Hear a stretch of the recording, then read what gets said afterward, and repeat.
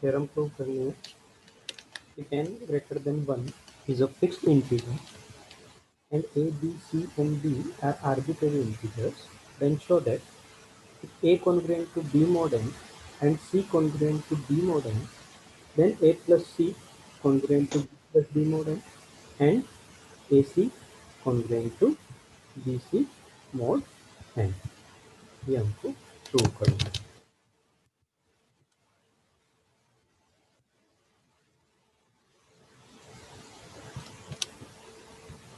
चलो प्रूव करते हैं। तो सबसे पहले तो हमको जो गिवन है उससे हम क्या इंटरप्रेट कर सकते हैं वो देख लेते हैं। तो आपको गिवन है a congruent to b mod n, तो a congruent to b mod n। By definition of congruence क्या हो जाएगा?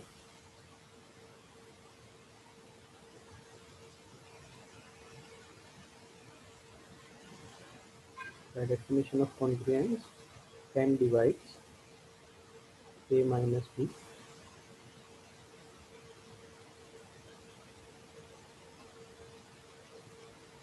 By definition of divisibility a minus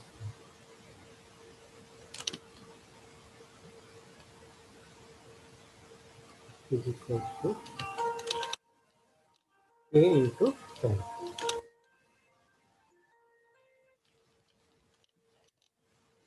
seven कर देते हैं a1 इंटू 10। इसको अभी के लिखते हैं क्वेश्चन नंबर 1। सिमिलरली हमको गिवन है c congruent to d mod n, तो ये आपका हो जाएगा c congruent to d mod n।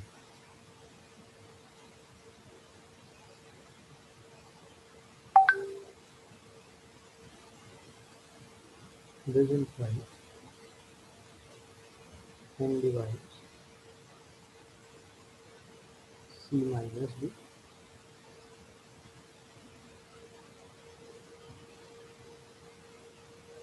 This implies c minus d is equals to k2n।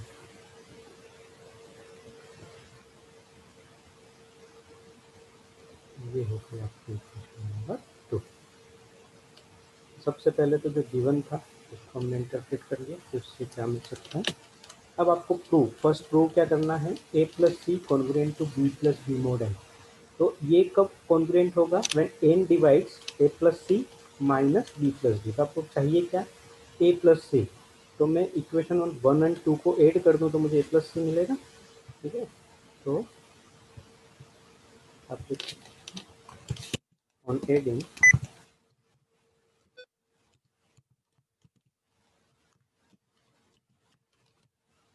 Equation 1 and 2 we gate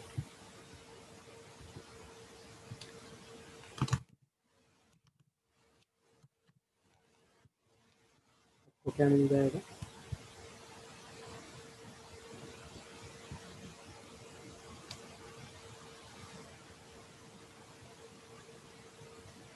a minus b plus c minus b is equals to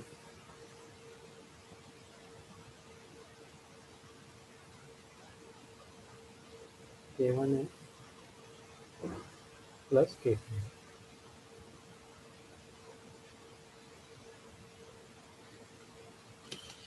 ठीक है, क्या लिख सकते हैं plus C.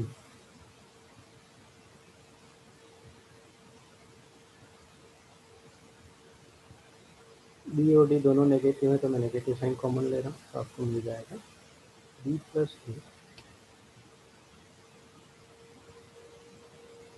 Is equals to, यहाँ पर दोनों में से एन कॉमन आ जाएगा, k1 plus k2 n।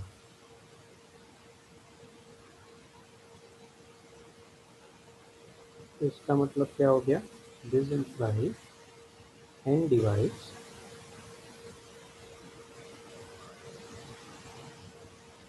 a plus c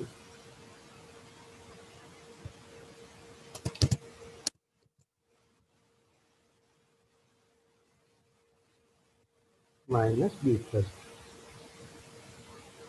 ये तो कॉन्ग्रुएंस की डेफिनेशन हो जाएगी। बाय डेफिनेशन ऑफ कॉन्ग्रुएंस आप लिख सकते हैं, if n divides a minus b, then we say that a congruent to b, so n divides a plus c minus b plus d। तो इससे आप क्या लिख सकते हैं, this implies a plus c congruent to b plus d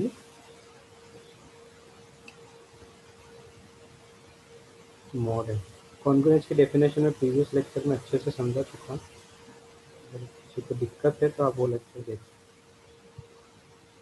so a plus c congruent to b plus d mod n, ये first portion आपने prove कर दिया। अब सेकंड आपको प्रूव करना है ac congruent to bd mod n। तो इसके लिए हम क्या कर सकते हैं, इक्वेशन 1 से a equals to and c equals to लिख के और दोनों को मल्टीप्लाई कर देंगे। तो नेक्स्ट प्रूफ के लिए आप क्या कर सकते हैं, फ्रॉम इक्वेशन 1 एंड 2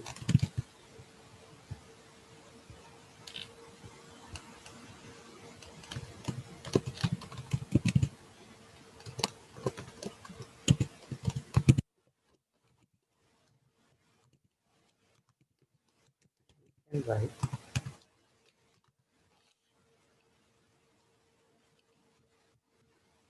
इक्वेशन 1 से आप क्या लिख सकते हो, a is equals to b plus k1। तो इक्वेशन 1 से मैंने लिखा a इक्वल्स टू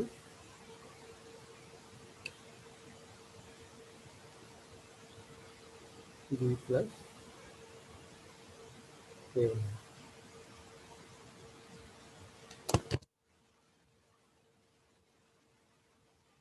चाहो तो देखो इक्वेशन नंबर 3, ये हो गई आपकी इक्वेशन नंबर 3। एंड में इक्वेशन 2 से आप क्या लिख सकते हो, c equals to b plus k2 है। तो यहाँ पर हम लिखेंगे c इज इक्वल्स टू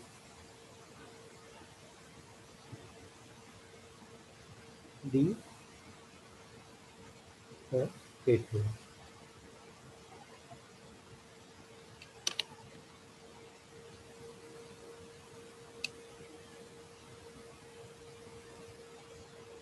ये हो गई इक्वेशन नंबर 4।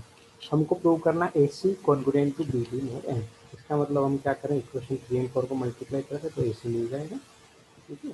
तो इक्वेशन 3 एंड 4 को हम multiply on multiply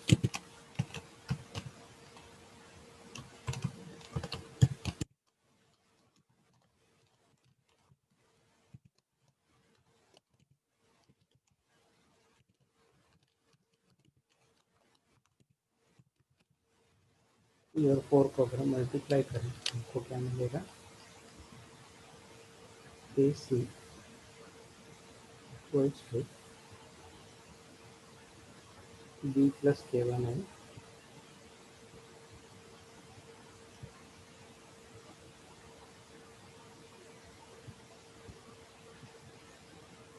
into B plus k2।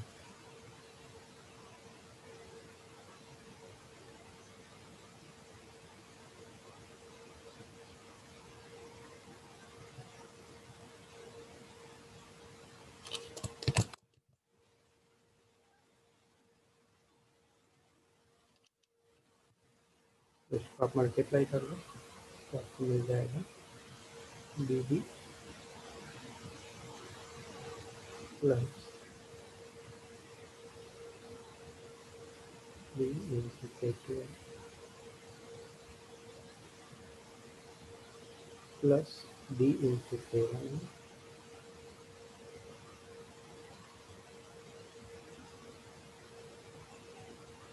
Plus k1 k2 n square, k1 k2 n square. ये बी डी को अगर मैं इस तरफ ट्रांसफर करता हूँ या फिर ऐसे इक्वल्स टू है, ठीक है। तो ये बी डी इस टर्म को मैं लेफ्ट हैंड साइड में ट्रांसफर कर रहा हूँ, बाकी सारी टर्म्स में n कॉमन आ रहा है तो वो n हम कॉमन लेके लिखेंगे, तो आपको मिलेगा AC minus BD equals to, मैं n कॉमन ले रहा हूँ तो n चला जाएगा तो आपको मिलेगा BK2 plus BK1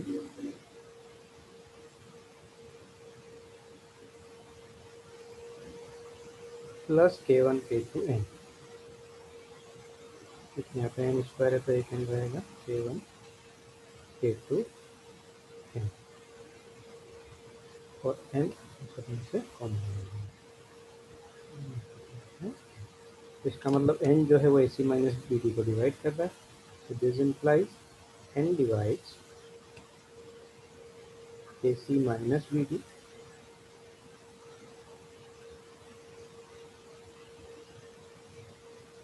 So by definition of congruence, we can say that AC congruent to BD mod n.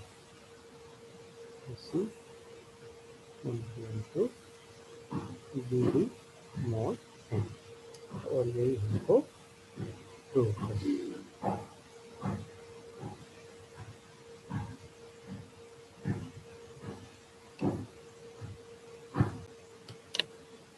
Next theorem है, if n greater than 1 is a fixed integer and a and b are arbitrary integers, and if a congruent to b mod n, then show that a raised to n congruent to b raised to n mod n. तो इस theorem को हम prove करेंगे mathematical induction. Prove this by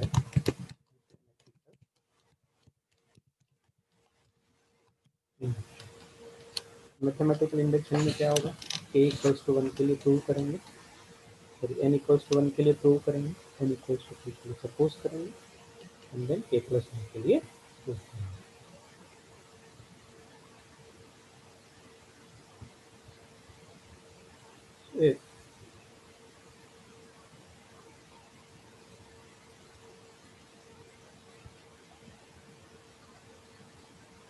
n equals to 1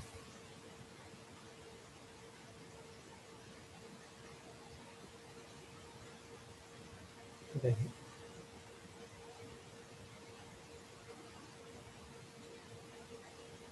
अगर n equals to 1 हो तो a raise to 1 and b raise to 1, तो a congruent to b mod n आएगा, a congruent to b mod n, तो a congruent to b mod n है, ये तो हमको थ्योरम में गिवन है। m इक्वल्स टू 1 के लिए आपकी थ्योरम ये है।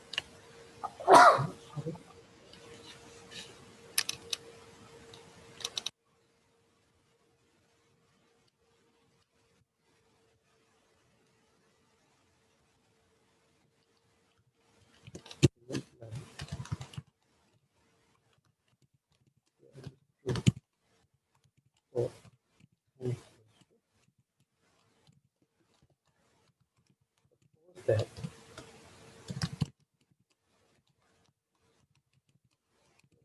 is n equals to a,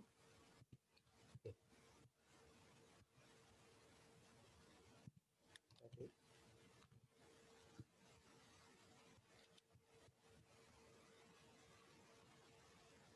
a raised to k is congruent to b raised to k mod n। ये भी ट्रू है, ये हम मान के चल रहे हैं।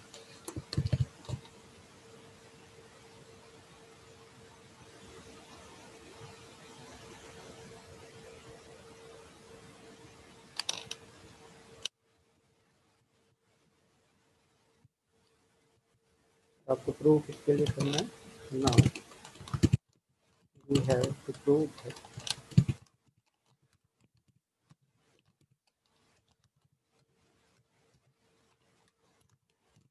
theorem is true for n equals to a plus 1, that is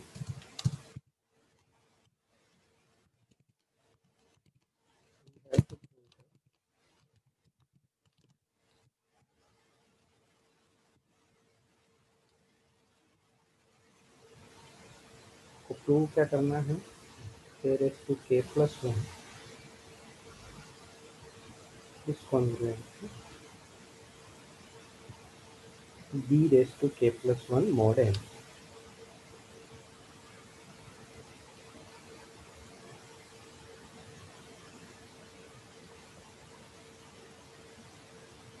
हमको ये प्रूव करना है। तो अभी आपने फर्स्ट पार्ट में प्रूव किया a congruent to b and a raised to k congruent to b raised to k। तो आप लिख सकते हैं a dot a raised to k is congruent to b dot b raised to k mod n।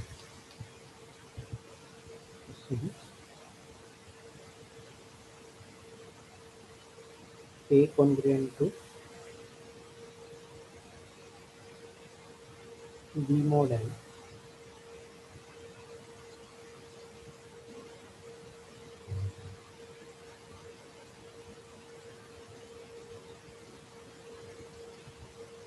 and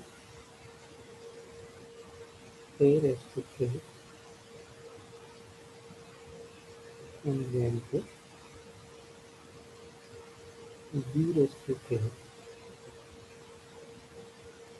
mod n।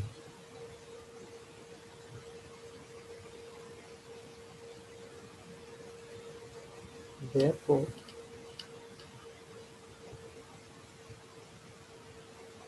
a into a raised to k, ये जो previous क्रम में जो हमने प्रूव किया, a into a raised to k is congruent to b into b raised to k mod n।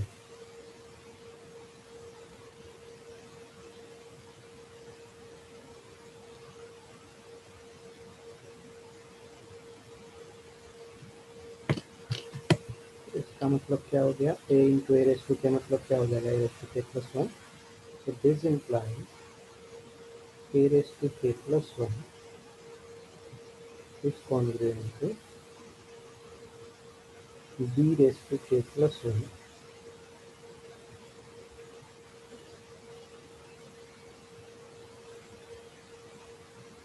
mod n।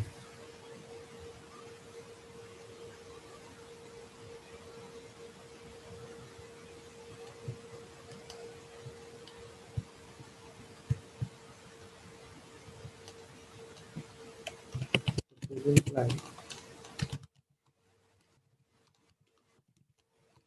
is true for equals to k plus 1। So by induction hypothesis,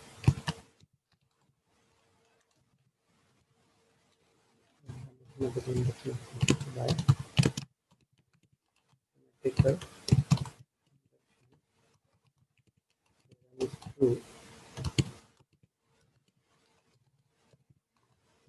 for all positive integers।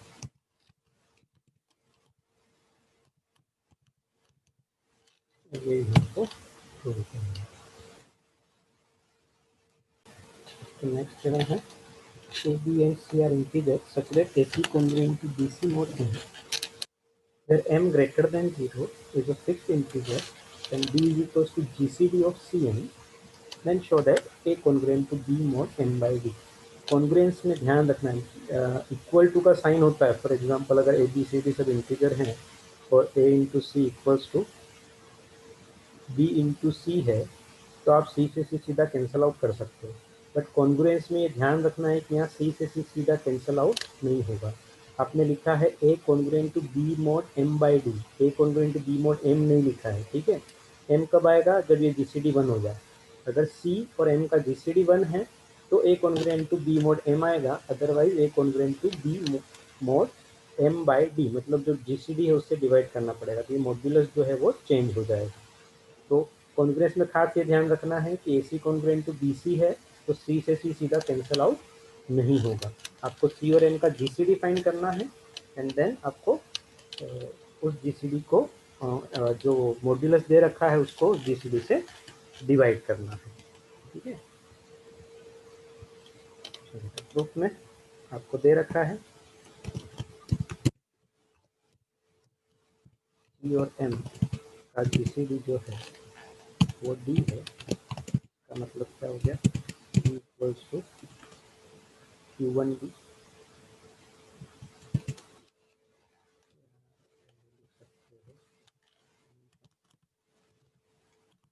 there exists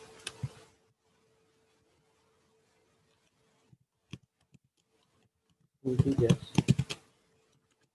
Q1 and Q2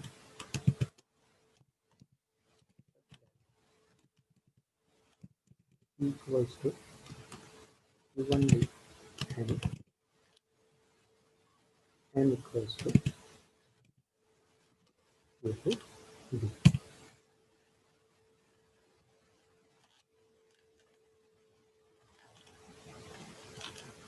With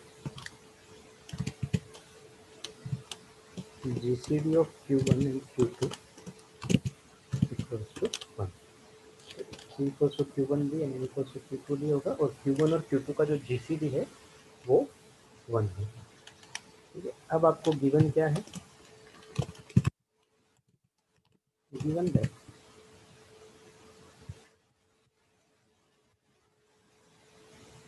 AC congruent to BC mod n, ये हमको given है।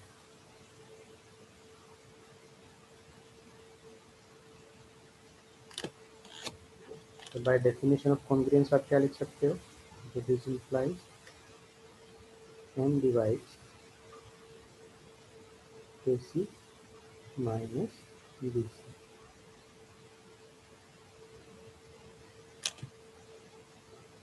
This implies n की जगह मैं use कर रहा हूँ Q2B divides, यहाँ से C कॉमन आएगा तो ब्रैकेट में रहेगा A माइनस बी, और C को मैं कॉमन ले लूँ और C की जगह मैं यूज कर रहा हूँ Q1D। ठीक है, तो B से D कैंसिल आउट, तो आपको मिलेगा Q2 divides A minus B into Q1 with GCD of Q1 Q2 1।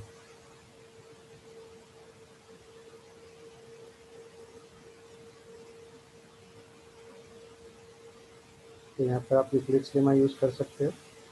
Euclid's lemma क्या है, if A divides BC with GCD of AB equals to 1 then A divides C।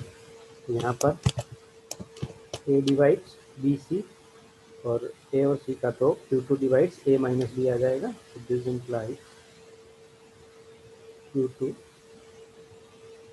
divides A minus B। और आप चाहो तो reason दे सकते हो bye लेंगे। इसका मतलब क्या हो गया, this implies A is congruent to B mod Q2।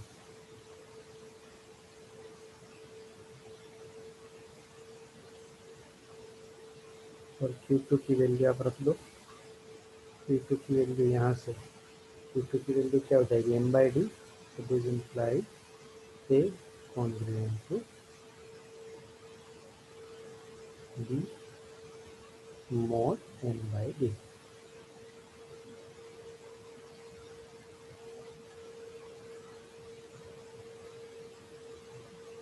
यही हमको प्रूव करना है।